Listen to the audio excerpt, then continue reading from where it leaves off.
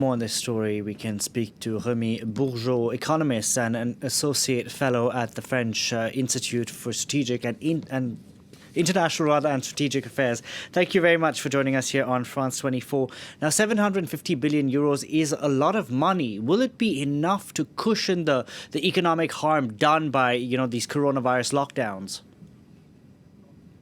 Well, it's a very substantial amount, and especially it would be really very impressive to address a kind of normal recession, if you will. But that's true that in facing such a devastating depression and with no recovery in sight, this is not that substantial. Of course, there are clear political limits to what can be done. The fact that France and Germany were already able to agree on something of that scale is very significant, but we're really witnessing an economic crisis which is really of a different magnitude.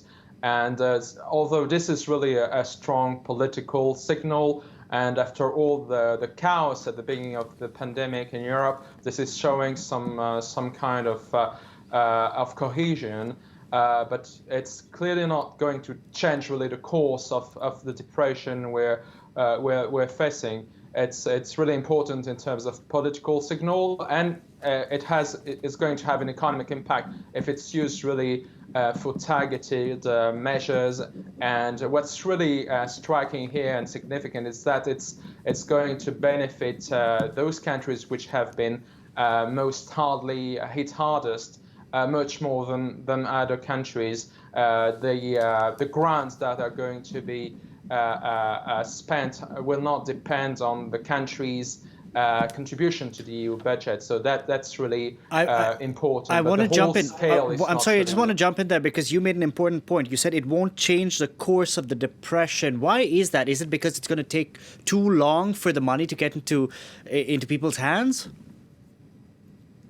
Well, that's one part really of the problem, and also really if you look at the course of this recession, I mean we're talking for this year of a recession along the lines of 8% of contraction, but even the ECB acknowledges that could get much worse than 10, 12%, or even more than that. So this plan really amounts to several percentage points of the EU's GDP.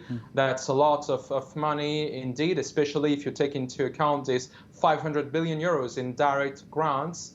But facing such a devastating crisis, that's not going to be enough. But that's important also because those countries which are hardest hit also the same as the ones that were hardest hit by Euro crisis, that have a bad fiscal position, and they don't feel allowed in this crisis to spend as much in stimulus as those countries which are less hit by the crisis. Exactly, because they were just starting to see a recovery. I want to ask you about the Frugal Four now, because as you heard from our correspondent Dave Keating in Brussels before, he spoke to one Dutch MEP who said 750 billion euros was an absolute non-starter. How should they go about convincing the Frugal Four that this is actually a good plan that's beneficial for everyone in the EU?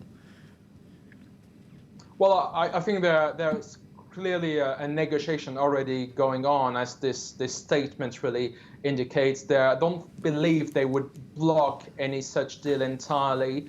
The sum could be reduced somehow, but it's clear also that the Commission has tried to go even further than what the French and German governments had indicated in recent weeks.